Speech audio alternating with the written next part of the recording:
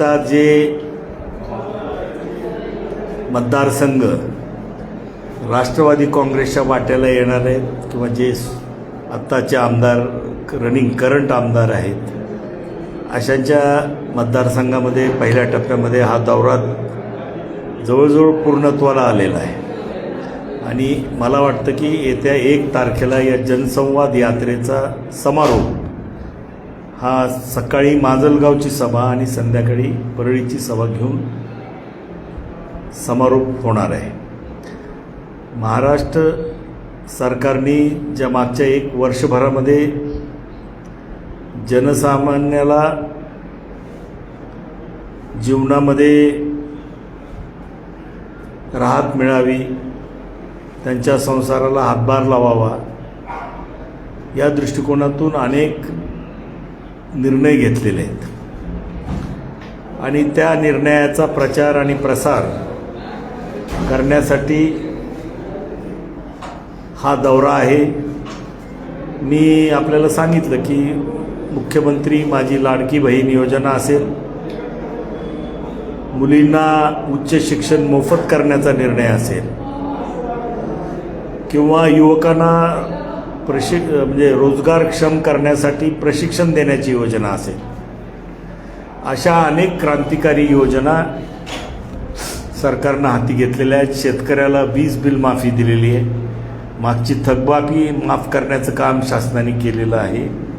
मागेल त्याला solar pump ही सुद्धा अतिशय महत्त्वाकांक्षी आणि मोठी योजना आहे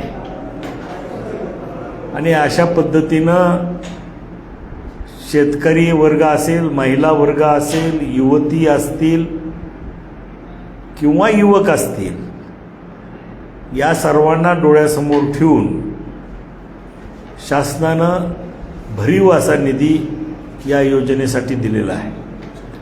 प्रत्येक घरामध्ये 3 मोफत सिलेंडर देण्याचा निर्णय शासनाने घेतलेला आहे. या सर्व योजनामुळं निश्चितच सर्वसामान्य माणसाला या ठिकाणी मोठा दिलासा मिळणार आहे. त्याच्या जीवनामध्ये काही प्रमाणामध्ये ज्या अडचणी असतात संसाराच्या त्या मिटण्यास मदत होणार आहे आणि या बाबीचा अर्थमंत्री या नात्यानं या सर्व योजना लोकांना समजून सांगाव्यात या दृष्टिकोनातून उद्याचा 1 तारखेचा दौरा आहे. मी माझ्या मतदारसंघामध्ये मागच्या 5 वर्षामध्ये जे काही विकासाची कामं केलेली आहेत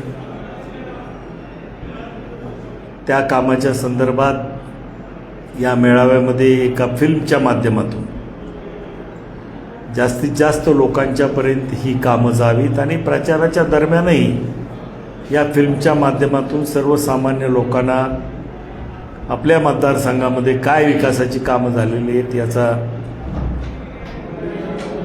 याचा माहिती व्हावी या दृष्टिकोनातून प्रयत्न करणारे हा दौरा आपल्या म्हणजे राष्ट्रवादी काँग्रेस पक्षाच्या दृष्टीनं आणि भविष्यात होणाऱ्या निवडणुकीच्या दृष्टीनं अतिशय महत्त्वपूर्ण आहे. महायुतीची सगळे जे 3 घटक पक्ष आहेत यातील राष्ट्रवादी काँग्रेस बाहेर पडेल अशी देखील चर्चा सुरू झाली. याकडे दादा तुम्ही कसं पाहता? अशा काही चर्चा सुरू आहेत?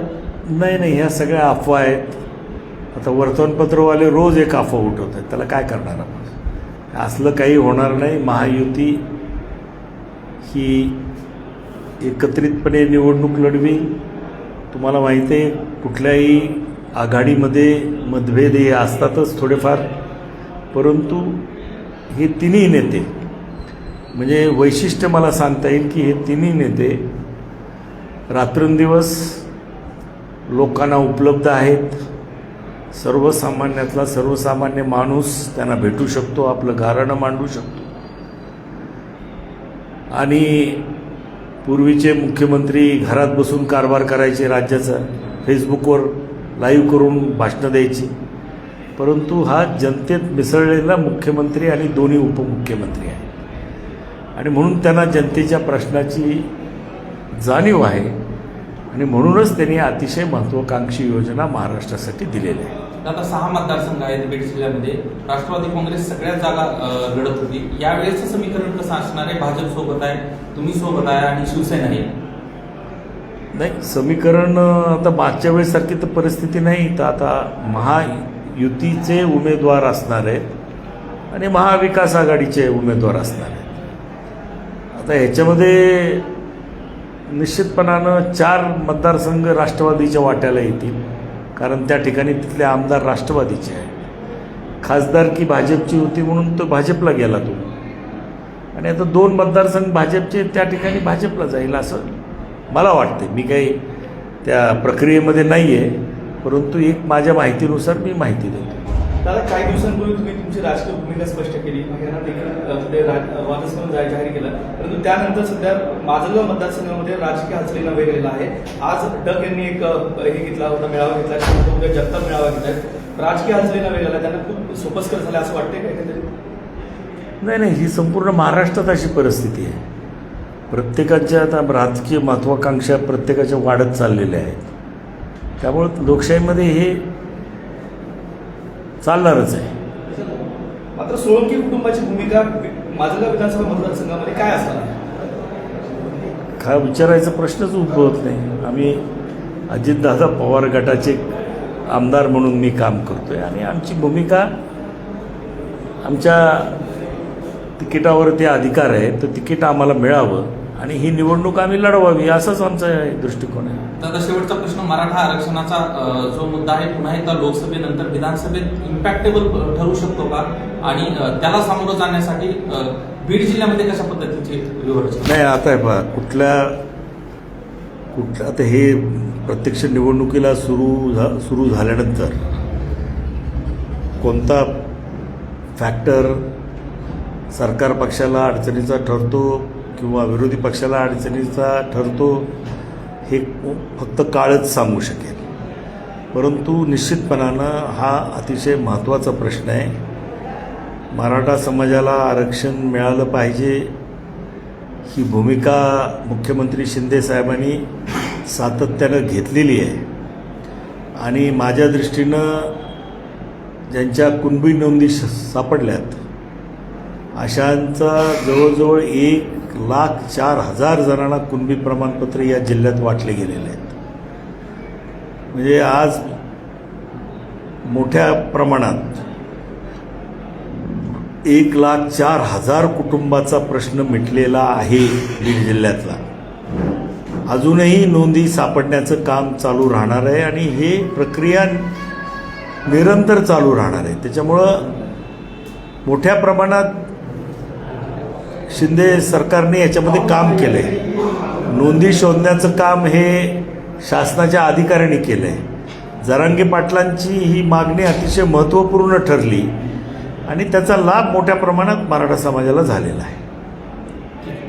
दादा, एक शेवटचा प्रश्न. आता आपण बघता एकंदरीत एकीकडे मराठा आरक्षणाचा प्रश्न ज्वलंत आहे, एकीकडे ओबीसी समाजाचा आहे, एकीकडे धनगर समाज या ठिकाणी आरक्षण मागतो. तर एकंदरीत आपला राजकीय अनुभव पाहता ही निवडणूक कुठल्याच पक्षाला किंवा काय आव्हान असेल या निवडणुकीत उमेदवारांना? विविध समाजाची आरक्षणाची मागणी हा अतिशय ज्वलंत प्रश्न महाराष्ट्रात बनलेला आहे. जरांगे पाटील साहेबांना मराठ्यांसाठी ओबीसीमधून आरक्षण पाहिजे. ओबीसी समाजाला वाटतं की मराठा समाजाने आपल्यामध्ये येऊ नये असं त्यांची भावना असणं साहजिक आहे. त्याचबरोबर धनगर समाजाला एसटीमध्ये आरक्षण पाहिजे. तर जे मूळ आदिवासी आहेत त्यांना वाटतं की त्यांनी आपल्यामध्ये येऊ नये. म्हणजे समाजामध्ये एक प्रकारचं वाद या निमित्तानं सुरू झालेला आहे आणि त्याचे परिणाम निवडणुकीवर काही ना काही प्रमाणात होणार आहेत. दादा, एक शेवटचा प्रश्न.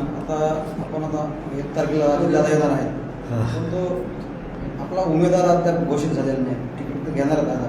महाराष्ट्रात कुठेही उमेदवार अद्याप कुठल्याही पक्षाने जाहीर केलेला नाही. फक्त मनसेने काही ठिकाणी जाहीर केला आहे, डॉक्टर आपले आंबेडकर साहेबांनी केलेलं आहे. इतर कुठल्याही राजकीय पक्षांनी उमेदवारी अजून जाहीर केलेली नाही.